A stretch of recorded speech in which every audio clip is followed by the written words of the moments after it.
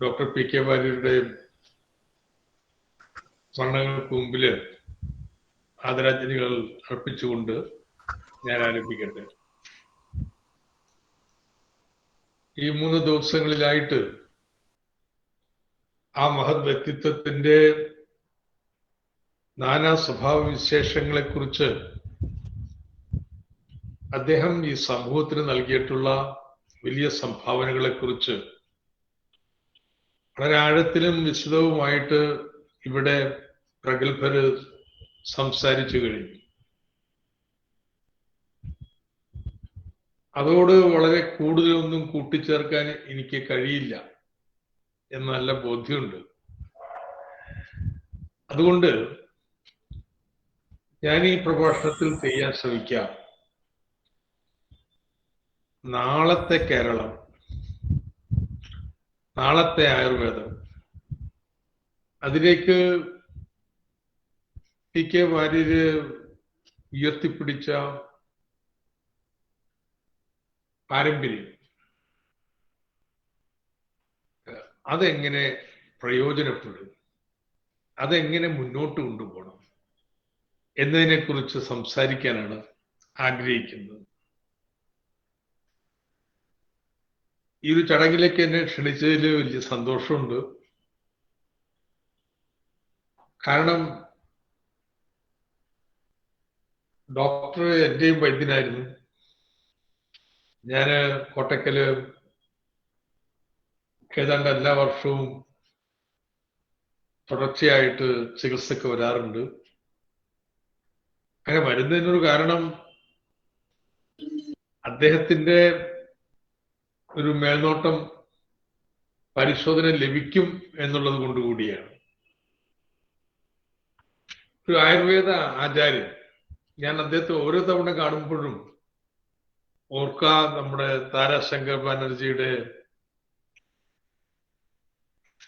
ജീവൻ മഷായിയാണ്. ആ നോവലിലെ വിഷയമാവുന്ന വൈദ്യശാസ്ത്ര ശാഖകൾ തമ്മിലുള്ള തർക്കവും അപരീക്ഷണീയമായ പ്രവണതകളൊന്നുമല്ല. ജീവൻ മഷായിയുടെ ജീവിത ദർശനം, അതോടൊപ്പം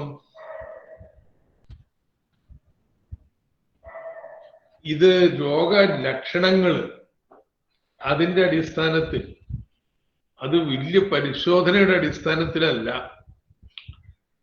അല്ലാതെ തന്നെ വലിയ ഉൾക്കാഴ്ചയോടുകൂടി നിഗമനങ്ങൾ എത്താനുള്ള വലിയ കഴിവ്, ഇതെല്ലാം വെച്ച് നോക്കുമ്പോൾ ജീവൻ മഷായുമായിട്ട് വലിയ താരതമ്യം ഡോക്ടർ പി കെ വാര്യർക്ക് എനിക്ക് പലപ്പോഴും തോന്നിയിട്ടുണ്ട്.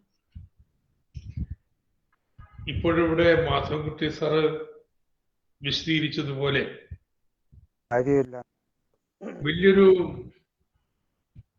നവോത്ഥാന പാരമ്പര്യത്തിന്റെ തുടർച്ചയാണ് കോട്ടക്കൽ ആയുർവേദ്യശാല. നവോത്ഥാനം എന്ന് പറയുന്നത് പഴമയെ അതേപടി പുനരുദ്ധരിക്കലല്ല. നവോത്ഥാനത്തിന്റെ പ്രത്യേകത പഴമയിൽ നിന്ന്, പൈതൃകത്തിൽ നിന്ന് ആവേശം ഉൾക്കൊള്ളുന്നു, അതേസമയം അതിനെ കാലോചിതമാക്കുകയും വേണം. അതാണ് യൂറോപ്പിലെ നവോത്ഥാനം ചെയ്തത്. റോമ, ഗ്രീക്ക് തുടങ്ങിയ നാഗരികതകൾ മധ്യകാലത്ത് ഇരുണ്ട യുഗത്തിന്റെ അപ്പുറത്തുണ്ടായിരുന്ന വലിയ നാഗരികതകളിൽ നിന്ന് അതിന്റെ പുനരുദ്ധാരണമല്ല, അതിന്റെ നവോത്ഥാനം എന്ന് വെച്ചാൽ ആധുനിക യുഗത്തിന്റെ ആവശ്യങ്ങളുമായിട്ടും മൂല്യങ്ങളുമായിട്ടും അവയെ കൂട്ടിയിണക്കുകയാണ് യൂറോപ്യൻ നവോത്ഥാനം ചെയ്യുന്നത്. അതാണ് യൂറോപ്പിലെ വമ്പിച്ച പുരോഗതിക്കുമൊക്കെ പശ്ചാത്തലമൊരുക്കിയത്. അതുപോലെ കോട്ടക്കൽ ആയുർവേദ്യശാല ഡോക്ടർ പി കെ വാര്യരുടെ ദേശീയ പ്രസ്ഥാനമായിട്ടുള്ള ബന്ധം, ഇടതുപക്ഷ പുരോഗമന പ്രസ്ഥാനങ്ങളുമായിട്ടുള്ള ബന്ധം, സഹകരണ മേഖലയുമായിട്ട് അദ്ദേഹം പുലർത്തിയിരുന്ന ബന്ധം, ഇതൊക്കെ നമുക്കറിയാവുന്നതാണ്. അതൊക്കെ വലിയൊരു തുടർച്ചയാണ്. നമ്മുടെ മഹത്തായിട്ടുള്ള വൈദ്യ പാരമ്പര്യത്തെ മുറുകെ പിടിക്കുമ്പോൾ തന്നെ നവീനതയെ കൊണ്ടുവന്നു. ആധുനിക സ്ഥാപന വൈദ്യ ചികിത്സയുമായിട്ട് തന്നെ ബന്ധപ്പെടുത്തി. അതിനപ്പുറം ഒരു ഫാർമസ്യൂട്ടിക്കൽ വ്യവസായത്തിന് തന്നെ അടിത്തറയുണ്ട്. ഇതോടൊപ്പം തന്നെ നമ്മൾ ഈ വ്യവസായത്തെ കുറിച്ചല്ല ചർച്ച ചെയ്തത് ഈ സെമിനാറിൽ. നല്ല ചികിത്സ എങ്ങനെ നൽകി, അതിനൊരു പണം പ്രതിബദ്ധമാവാൻ പാടില്ല എന്നുള്ളത് കൊണ്ടാണ് സൗജന്യ ചികിത്സ കൂടി. അത് പണം നൽകി ചികിത്സിക്കുന്നവർക്ക് ലഭിക്കുന്ന അതേ പരിചരണവും മരുന്നും എല്ലാം ഉറപ്പ് നൽകിക്കൊണ്ടുള്ള സൗജന്യ ചികിത്സ. പണത്തിന്റെ അടിസ്ഥാനത്തിലുള്ളൊരു വിഭജനം ഇല്ല. ചികിത്സ, ആരോഗ്യം ഏവർക്കും വേണ്ടതാണ്. അത്തരമൊരു സമീപനം. അതോടൊപ്പം തന്നെ സാംസ്കാരിക പോഷണത്തിന് വേണ്ടി സ്ഥാപനത്തിന്റെ ഭാഗം, ലാഭത്തിന്റെ ഒരു ഭാഗം മാറ്റിവെക്കാം. അതിനെക്കുറിച്ച് സമഗ്രമായിട്ടുള്ള പ്രതിപാദനം നടന്നു എന്നിവിടെ പറഞ്ഞു കഴിഞ്ഞു. ഇതൊക്കെ ചെലവഴിച്ചു കഴിഞ്ഞാലും ബാക്കി ഉണ്ടാവുന്ന സമ്പത്ത് സ്ഥാപനത്തിന്റെ വളർച്ചയ്ക്ക് തന്നെ കൂടുതൽ നിക്ഷേപമാക്കി മാറ്റാം. ഇത്തരത്തിലുള്ള ഒരു പ്രവർത്തന ശൈലി, അത് PS വാരിയുടെ ഓസ്യത്തിന്റെ അടിസ്ഥാനത്തിൽ ഒരു തവണയും ആ ഓസ്യത്തെ വായിക്കുമ്പോൾ അതിലെ നിർദ്ദേശങ്ങള്, അതിലെ സമീപനങ്ങള്, അവയുടെ മഹത്വത്തെ നമ്മൾ കൂടുതൽ ആഴത്തിൽ കാണുകയാണ്. അപ്പോ ഈ നാളെ എന്ത്, ആ നാളേക്കുള്ള പടവുകൾ കയറുന്നത് ഇതുവരെ ചെയ്തതിന്റെ തുടർച്ചയാണ്. അതിന് സമീപകാലത്തുണ്ടായിട്ടുള്ള നല്ല ചില പ്രവണത, എനിക്ക് വിശദാംശങ്ങളൊന്നും അറിഞ്ഞുകൂടെങ്കിലും ചികിത്സക്ക് വരുമ്പോ നമ്മുടെ ചന്ദ്രശേഖരൻ സാറെ അവിടെ കണ്ടപ്പോ അത് നല്ലൊരു കാര്യമാണ്.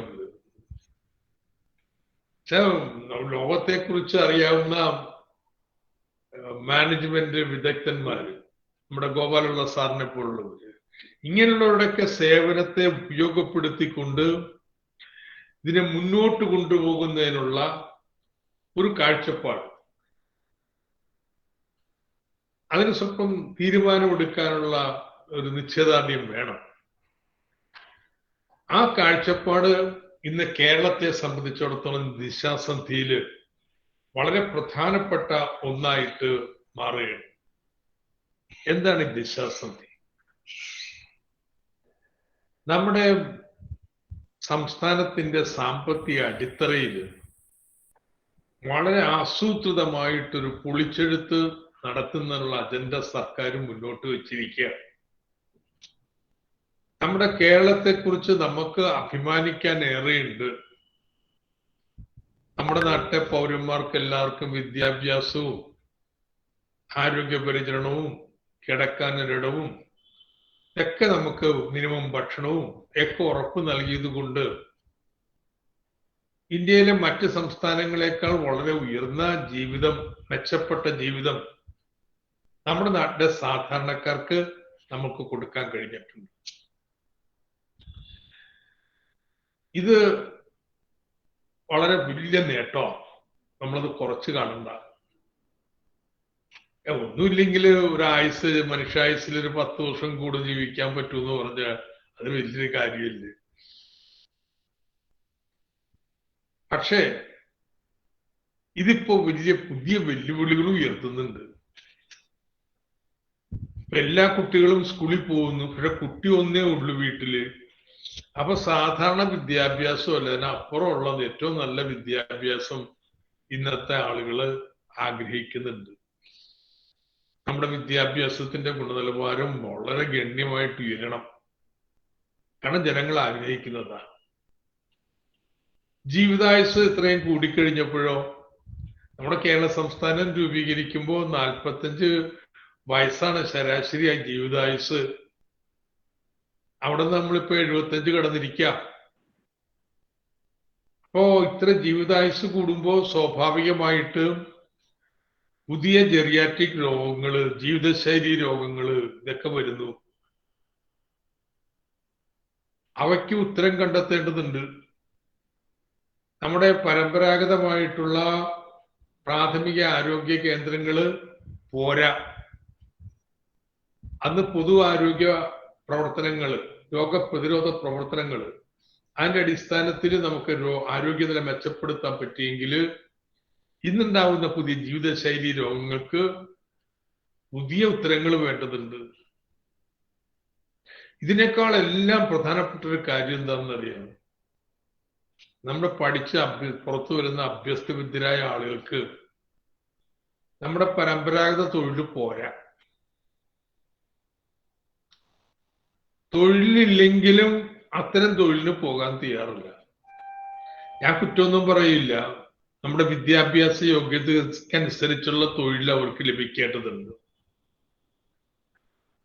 അപ്പോ അതിനുതകുന്ന രീതിയിൽ സമ്പദ്ഘടനയില് ഒരു പൊളിച്ചെടുത്ത് വേണം. അതിന് നൽകുന്ന ചുരുക്കപ്പേര് അഭിജ്ഞാന സമ്പദ്ഘടന എന്ന് പറയുന്നത്. കാരണം നമ്മുടെ സാമ്പത്തിക അടിത്തറ മാറ്റാന്ന് പറയുമ്പോ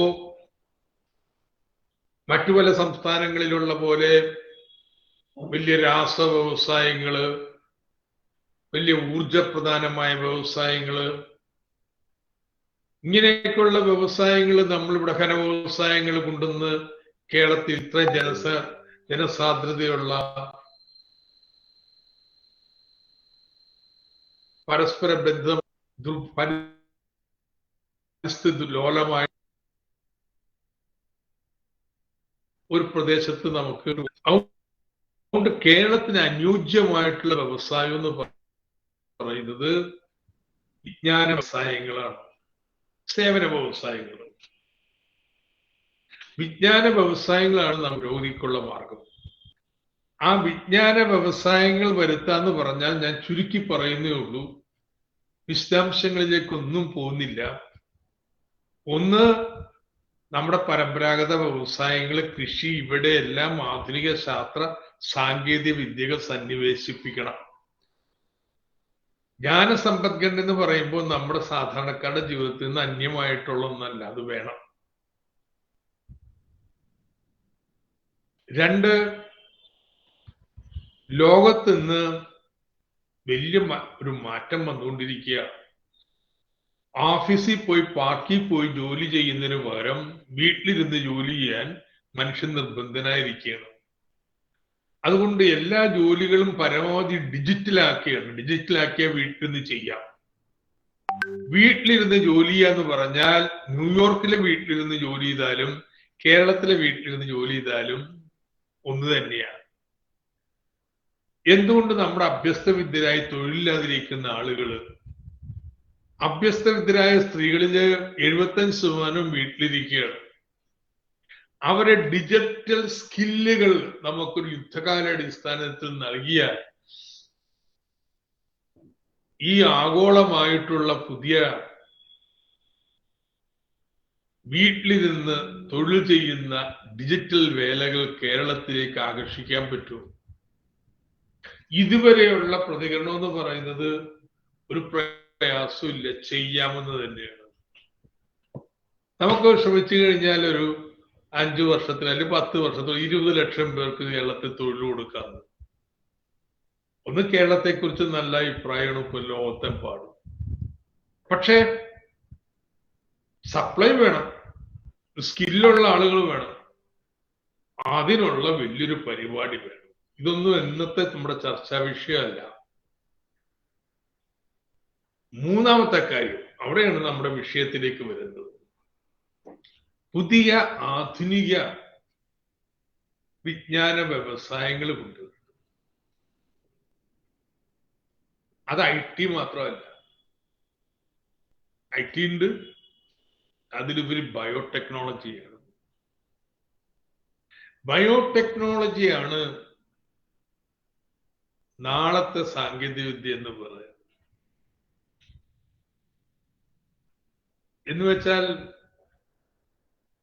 നമുക്ക് വേണ്ടി പ്രവർത്തിക്കാൻ പുതിയ ജീവജാലങ്ങൾ ഉണ്ടാക്കുകയാണ്. നമ്മുടെ ജീവികളുടെ, സസ്യങ്ങളുടെ ജനിതക ഘടന മനസ്സിലാക്കി അതില് ഇടപെട്ട് പുതിയ ജീവജാലങ്ങൾ ഉണ്ടാക്കുന്ന രീതിയാണ് ഇന്നത്തെ ആധുനിക ബയോടെക്നോളജി എന്ന് പറയുന്നത്. അതിന്റെ അപകടങ്ങളൊക്കെ പലതുണ്ട്. പക്ഷെ ഈ അപകടങ്ങളൊക്കെ ഉള്ളപ്പോഴും അതിലേക്ക് ലോകം മാറിക്കൊണ്ടിരിക്കുക ITയും ബയോടെക്നോളജി ഇങ്ങനെയുള്ള പുതിയ ശാസ്ത്രശാഖകൾ. ഇവിടെ നമുക്ക് ബസ് IT പോലെ തന്നെ മിസ് ചെയ്തു. ഇന്ത്യയിലെ ബയോടെക്നോളജി സ്ഥാപനങ്ങൾ നല്ലൊരു പങ്ക് വന്നിട്ടുള്ളത് ഹൈദരാബാദാണ്, പിന്നെ ബാംഗ്ലൂരാണ്, കേരളത്തിലൊന്നുമല്ല. നമ്മുടെ ശാസ്ത്രജ്ഞന്മാർ പഠിച്ച പിള്ളേരൊക്കെ അവിടെ പോയി ജോലി എടുക്കുന്നത്. എന്നാൽ നാളത്തെ കുറിച്ച് ചിന്തിക്കുമ്പോൾ നമ്മുടെ വലിയൊരു അസറ്റ് എന്ന് പറയുന്നത് നമ്മുടെ ആയുർവേദ അറിവാണ്, നമ്മുടെ ബയോഡൈവേഴ്സിറ്റിയാണ്. ഈ ബയോഡൈവേഴ്സിറ്റി അതിലെ ഔഷധ സസ്യങ്ങളെയും മറ്റും നൂറ്റാണ്ടുകളായിട്ട് ഉപയോഗിച്ച് ആ അനുഭവജ്ഞാനത്തിന്റെ അടിസ്ഥാനത്തിൽ നമ്മൾ കണ്ടെത്തിയിട്ടുള്ള ഔഷധങ്ങൾ, അതിന്റെ സാധ്യതകൾ വളരെ വളരെ വലുതാണ്. അപ്പൊ സാധാരണഗതിയിൽ ചർച്ച നടക്കാന്ന് പറയുന്നത്, ശരി, ആയുർവേദ ഫാർമസ്യൂട്ടിക്കൽ ഇൻഡസ്ട്രി അതിന്റെ സാധ്യതയുണ്ട്, അല്ലെങ്കിൽ ഒരു പടി കൂടി കഴിഞ്ഞ് അതിന്റെ ഉൽപ്പന്നങ്ങൾ വിദേശത്തേക്ക് കയറ്റുമതി ചെയ്യാനുള്ള സാധ്യതകൾ എന്തുണ്ട്. ഞാൻ അതിനെക്കുറിച്ചല്ല കൂടുതൽ പറയാൻ ഉദ്ദേശിക്കുന്നത്. അതിനൊക്കെ പ്രധാനം ആധുനിക ശാസ്ത്രം ഉപയോഗിച്ച് ഈ ഔഷധങ്ങളുടെ രഹസ്യങ്ങൾ നമുക്ക് മനസ്സിലാക്കാം. അതിനടിസ്ഥാനത്തിൽ പുതിയ വിജ്ഞാനവും പുതിയ നൂതന ഉൽപ്പന്നങ്ങളും ഉണ്ടാക്കുക. അപ്പൊ പരമ്പരാഗതമായിട്ടുള്ള വിജ്ഞാനത്തെ ആധുനിക ശാസ്ത്രത്തിന്റെ അടിത്തറയിൽ പ്രതിഷ്ഠിക്കുന്നൊരു പണിയെക്കുറിച്ച് ഞാൻ പറയാൻ പോകും. പക്ഷെ ആദ്യം പറഞ്ഞ കാര്യങ്ങളും പ്രധാനം തന്നെ, യാതൊരു സംശയമില്ല. ഇന്നിപ്പോ ഇന്ത്യയിലെ ഫാർമ വ്യവസായത്തിന്റെ ടേൺ ഓവർ 2.7 ലക്ഷം, 8 ലക്ഷം കോടി രൂപയാണ്. ഇത് നമ്മുടെ ദേശീയ വരുമാനത്തിന്റെ 1.15% വരും. അതിൽ ആയുർവേദം എത്ര വരും? ഇന്നത്തെ ഫാർമസ്യൂട്ടിക്കൽ വ്യവസായത്തിന്റെ ഒരു 8%, 7% വരുത്തുള്ളൂ ആയുർവേദ ഫാർമസ്യൂട്ടിക്കൽ ഇൻഡസ്ട്രി. ഒരു 7500 യൂണിറ്റ് ഉണ്ട്. അതിന് 90%, 80%, 4-6 ലക്ഷം രൂപ ടേൺ ഓവറുള്ള ചെറുകിട വൈദ്യശാലകളാണ്. ഫാർമസ്യൂട്ടിക്കൽ സ്ഥാപനമായിട്ട് രജിസ്റ്റർ ചെയ്തിട്ടുണ്ടെങ്കിൽ വലിയ കുറച്ച് കമ്പനികൾ അതിൽ ആധിപത്യമുണ്ട് മാർക്കറ്റിൽ. ഈ മരുന്നുകൾക്കൊക്കെയുള്ള ഡിമാൻഡ് ആഗോളമായിട്ട് വളരെ കൂടിക്കൊണ്ടിരിക്കുക. ഇനി അതിന്റെ വേഗത കൂടും. കാരണം WHO ഇൻഡിജിനസ് മെഡിസിന് ഇപ്പൊ വലിയ പ്രോത്സാഹനവും അംഗീകാരവും നൽകുന്നുണ്ട്. Global centre for traditional medicine എന്നുള്ള വലിയൊരു സ്ഥാപനം WHO ആഭിമുഖ്യത്തിൽ സ്ഥാപിക്കപ്പെടുകയും ചെയ്തിട്ടുണ്ട്.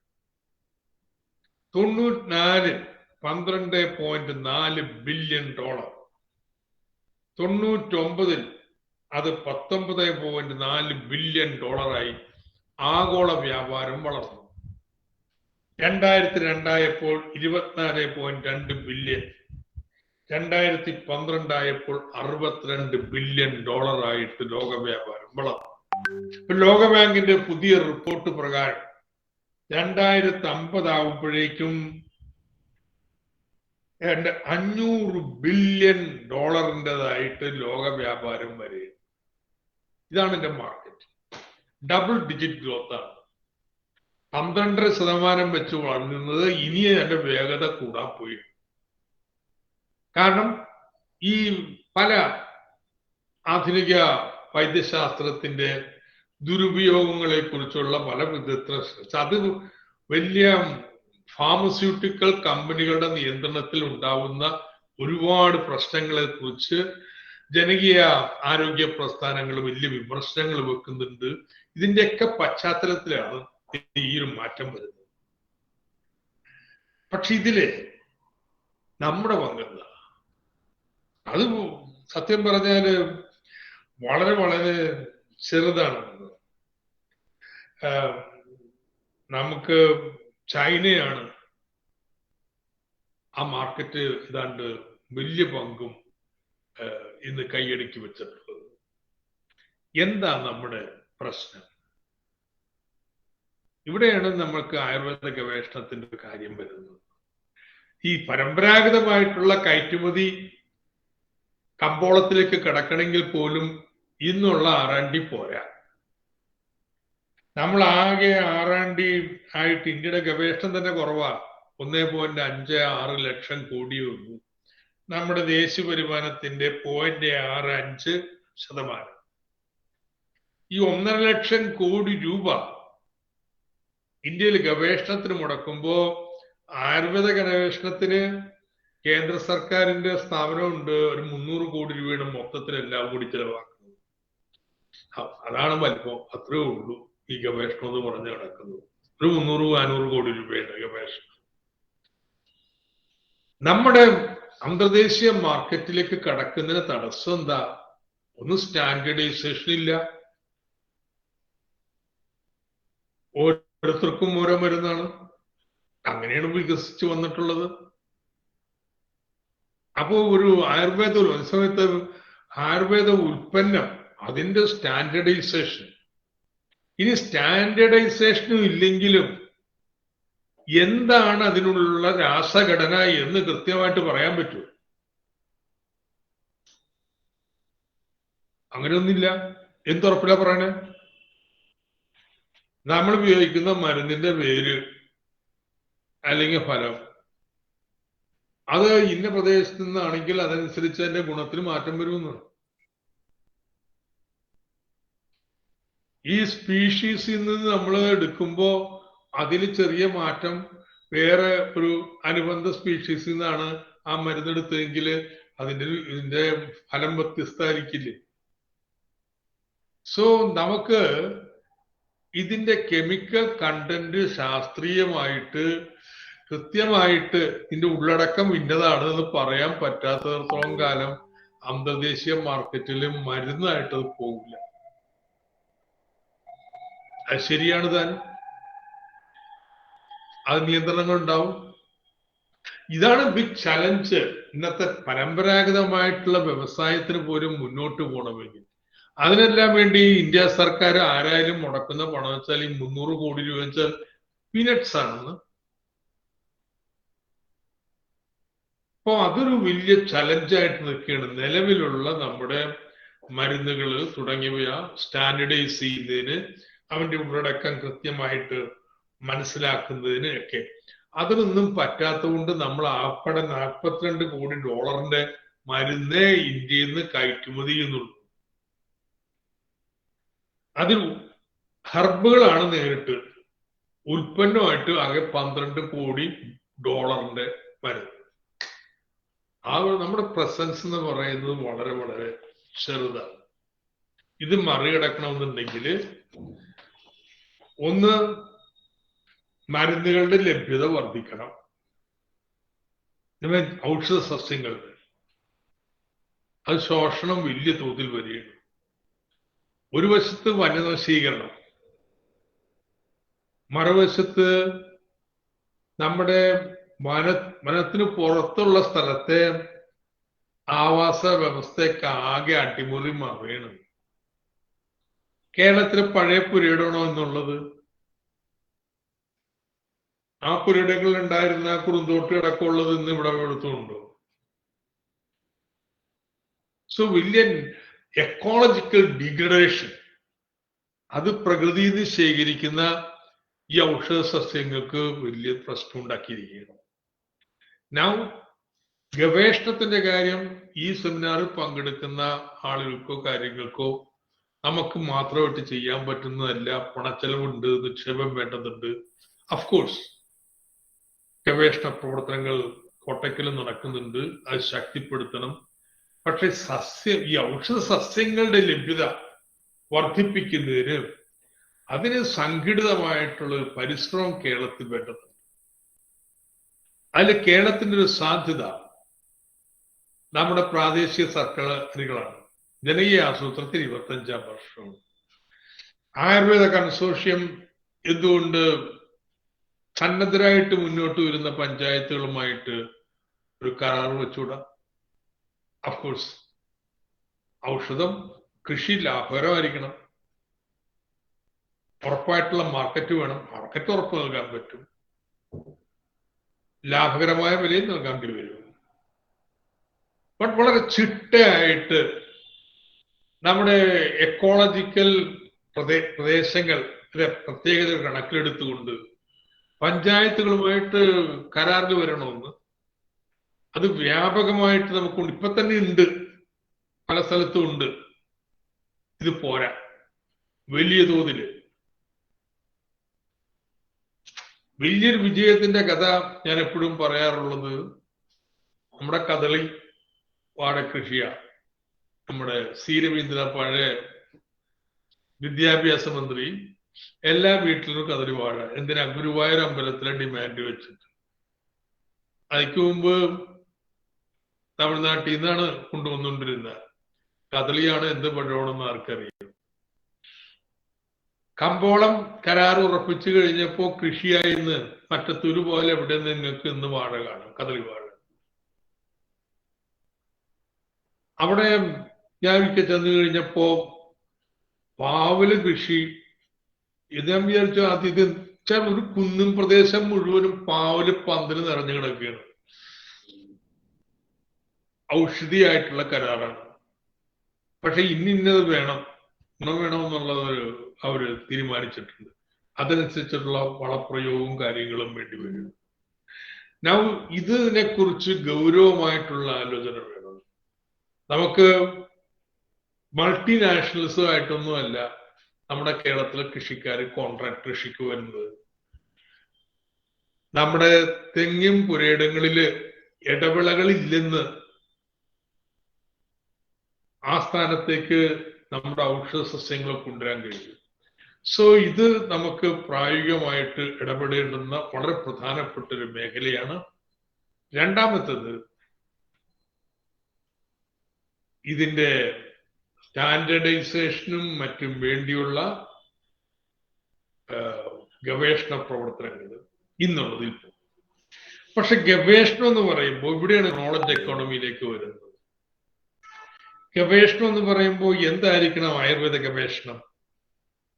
പുരാതന മാനുസ്ക്രിപ്റ്റുകളെ മരുന്ന് കൂട്ടുകൾ കണ്ടെത്തി ക്രോഡീകരിക്കലാണോ? അത് വേണ്ടെന്ന് പറയുന്നില്ലേ? രോഗികളെ പരീക്ഷണ നിരീക്ഷണങ്ങളുടെ അടിസ്ഥാനത്തിൽ എവിഡൻസ് ബേസ്ഡ് റിസർച്ച് എന്ന് എല്ലാവരും പറയും. നിഗമനങ്ങൾ എത്തുന്ന ട്രാൻസ്ലേഷണൽ ഗവേഷണമാണോ വേണ്ടത്? വേണം, പക്ഷെ അത് പോരാ. സ്റ്റാൻഡേർഡൈസേഷൻ വേണ്ടുള്ള കെമിക്കൽ അനാലിസിസ് ആണോ? വേണം, പക്ഷെ അത് മാത്രം പോരാ. ഞാൻ പറയാം, നമ്മൾ ചിന്തിക്കേണ്ടത് മോളിക്കുലർ ബയോളജിയെ കുറിച്ചാണ്. നമ്മുടെ ആയുർവേദ ഗവേഷണം കളം മാറി ചവിട്ടണം. ചില ആയുർവേദ വൈദ്യന്മാരെക്കാൾ ഇതിന് വേണ്ടത് മോളിക്കുലർ ബയോളജിസ്റ്റുകളെ. ആയുർവേദ വിജ്ഞാനത്തിന്റെ അടിസ്ഥാനത്തിലാണ് അന്വേഷണം. പക്ഷെ വേണ്ടത് വളരെ പ്രാപ്തിയുള്ള മോളിക്കുലർ ബയോളജിസ്റ്റുകളാണ്. എന്തിന്? കേരളത്തിലെ ഔഷധ സസ്യങ്ങളുടെ ജനോം സീക്വൻസ് കണ്ടുപിടിക്കണം. ഔഷധ ചെടിയുടെ പ്രത്യേകത, അതുകൊണ്ട് ഇന്ന ഗുണമുണ്ട് എന്നുള്ളത് നമ്മുടെ അനുഭവജ്ഞാനത്തിന്റെ അടിസ്ഥാനത്തിൽ നമ്മൾ എത്തിച്ചേർന്നിട്ടുണ്ട്. ആ പ്രത്യേകത നിർണയിക്കുന്ന ജീനിനെ വേർപെടുത്തണം.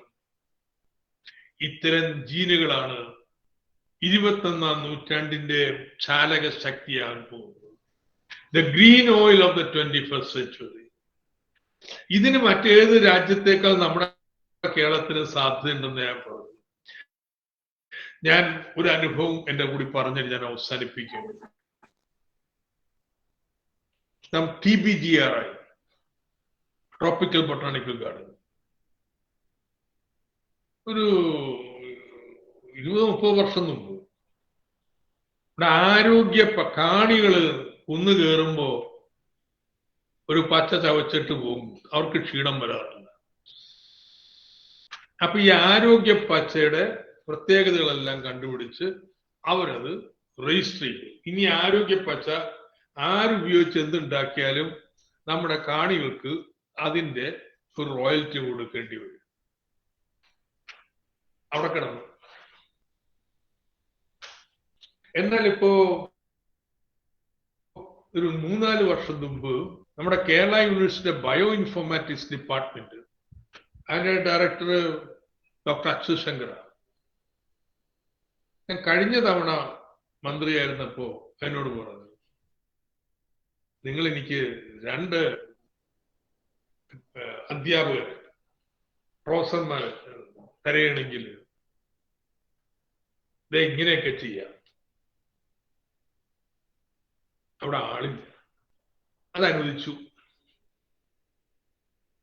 ഇത്തവണ ഞാൻ മന്ത്രിയായപ്പോൾ ബയോ ഇൻഫോർമാറ്റിക്സ് ഡിപ്പാർട്ട്മെന്റ് ഞാൻ പോയിരുന്നു. രീതിയിൽ വലിയ സ്വീകരണമൊക്കെയാണ്. വർത്താനം പറഞ്ഞു വന്നപ്പോഴോ അവിടെ ഈ ആരോഗ്യ പച്ചയുടെ ജീൻ സീക്വൻസ്, ജീനോം അവര് രേഖപ്പെടുത്തിയെടുത്തു. ഒരു പോസ്റ്റ് ഡോക്ടറൽ ആളും വിദ്യാർത്ഥികളും ചേർന്നു. ഇനി എന്റെ ജീൻസ് വേർതിരിച്ചെടുത്തു കഴിഞ്ഞാൽ ഇതൊരു പ്രൊട്ടക്റ്റ് ആയിട്ട് മാറും. ഇതാണ് വേണ്ട ഗവേഷണം. അതിന് സ്വപ്പം ചെലവുണ്ട്. ഞാൻ കണ്ണൂര് സ്ഥാപിക്കുന്ന സർക്കാരിന്റെ ആയുർവേദ ഗവേഷണ കേന്ദ്രം വലിയ പണം മുടക്കി 10-200 കോടി രൂപ മുടക്കി കെട്ടിടവും കാര്യങ്ങളും വരികയാണ്. സത്യം പറഞ്ഞാല് അതിന്റെ ഉള്ളടക്കം വായിച്ചപ്പോ ഇനി മാറ്റുമായിരിക്കും. എനിക്ക് തന്നെ സങ്കടം വന്നു. നല്ലൊരു ചികിത്സാലയം, അതില് എന്താ പറയണ്ടേ, ഈ എവിഡൻസ് ബേസ്ഡ് കുറച്ച് റിസർച്ച്, ഗവേഷണം എന്ന് പറഞ്ഞാൽ പഴയ ഗ്രന്ഥങ്ങളിൽ നിന്നും മറ്റും മരുന്നുകൂട്ടുകള് ശേഖരിച്ചെടുക്കുന്ന പരിപാടി, ഇതെല്ലാം വേണ്ടത്. Think different. ഈ നമ്മുടെ ആയുർവേദ വിജ്ഞാനത്തെ അത് എത്രയോ പരമ്പരാഗതമായിട്ട് നമുക്ക് തലമുറ കൈമാറി, നമ്മുടെ അനുഭവങ്ങളുടെ ആയിരക്കണക്കിന് തലമുറകളുടെ അനുഭവങ്ങൾ ക്രോഡീകരിച്ചെടുത്തിരിക്കുന്നതാണ്. അതിനെ ആധുനിക ശാസ്ത്രത്തിന്റെ അടിത്തറയിൽ പ്രതിഷ്ഠിക്കണമെന്നാണ് ഞാൻ പറയുന്നത്. അതാണ് ബയോടെക്നോളജി ഇൻഡസ്ട്രി, നാളത്തെ ബയോടെക്നോളജി ഇൻഡസ്ട്രി. അതാണ് കേരളത്തിന്റെ ഭാവി. ഇതില് നമ്മുടെ കോമ്പറ്റിറ്റീവ് സ്ട്രെങ്ത് ഉള്ള ഒരു മേഖലയാണ്. ചില മേഖലകളിൽ നമുക്ക് മത്സരശേഷി കൂടും. ഇവിടെ ഈ ആയുർവേദ പാരമ്പര്യമുള്ളതുകൊണ്ട് മറ്റാർക്കും ഇല്ലാത്തൊരു ശേഷി നമുക്കുണ്ട്. ഇതിനെ ഉപയോഗപ്പെടുത്തണം. ഇതിനു വേണ്ടിയിട്ട് നമ്മൾ 500, 600, 1000 കോടി രൂപ മുടക്കാൻ പറ്റിയാൽ ഇറ്റ് വിൽ പേ ഔട്ട്. അതിന് പണമില്ല ബഡ്ജറ്റിൽ എന്നൊക്കെ പറയും. ഞാൻ ആ കാരണം പണം ഇറക്കി പണം കൊടുക്കണം എന്നുള്ളതാണ്. അല്ലാതെ നമ്മൾ മിച്ചം വരുന്ന പണം കൊണ്ട് ഈ കാര്യങ്ങൾ ചെയ്തു പോകണമെന്നുള്ളതല്ല. കാരണം കടമെടുക്കുന്നതിനൊക്കെ റിസ്ക് ഒക്കെ ഉണ്ട്.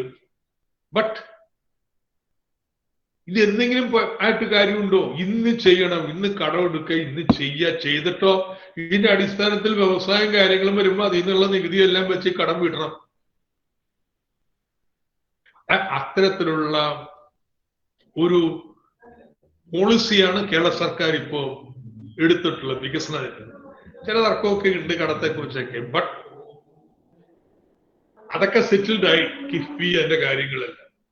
ഇനി ഇപ്പൊ നമ്മൾ പോകുന്നത് നമ്മുടെ സാമ്പത്തിക അടിത്തറ വിജ്ഞാനാധിഷ്ഠിതമാക്കി മാറ്റാൻ. അതിന് നിലവിലുള്ള വ്യവസായങ്ങളിൽ നൂതന വിദ്യകൾ കൊണ്ടുവരാം, ഡിജിറ്റൽ എക്കോണമിയിൽ ഒരു സ്ഥാനം പിടിക്കാം. മൂന്നാമത്തത് നമ്മുടെ ഇവിടെ വിജ്ഞാന വ്യവസായങ്ങൾ ഉണ്ടാക്കാം. അതൊരു ആയുർവേദത്തിന് വലിയൊരു പങ്ക്, വലിയൊരു ധർമ്മമുണ്ട്. ആയുർവേദം നമ്മുടെ കേരളത്തിന്റെ വലിയൊരു അസറ്റാണ്. അപ്പോ എങ്ങനെയാണോ PS വാര്യർ, PK വാര്യർ നമ്മുടെ ആയുർവേദ പാരമ്പര്യത്തെ 50-കൾ 60-കളിലൊക്കെയുള്ള പുതിയ നവീന ചിന്താഗതികളും ഒക്കെയായിട്ട് കമ്പോളവുമായിട്ട് ബന്ധിപ്പിച്ചോ, അതുപോലെ ഈ പുതിയ കാലഘട്ടത്തിന്റെ വെല്ലുവിളിയുമായിട്ട് സാധ്യതകളുമായിട്ട് ആയുർവേദത്തെ ബന്ധിപ്പിക്കുന്നതിന് നമുക്ക് എന്ത് ചെയ്യാൻ പറ്റും എന്നതിനെ കുറിച്ച് ആലോചിക്കണമെന്ന് പറഞ്ഞുകൊണ്ട് ഒരിക്കൽ കൂടി ഡോക്ടർ PK വാര്യരുടെ സ്മരണയ്ക്ക് മുമ്പിൽ ആദരാഞ്ജലികൾ അർപ്പിച്ചുകൊണ്ട് ഞാൻ എന്റെ വാക്കുകൾ അവസാനിപ്പിക്കുന്നു. നന്ദി, നമസ്കാരം.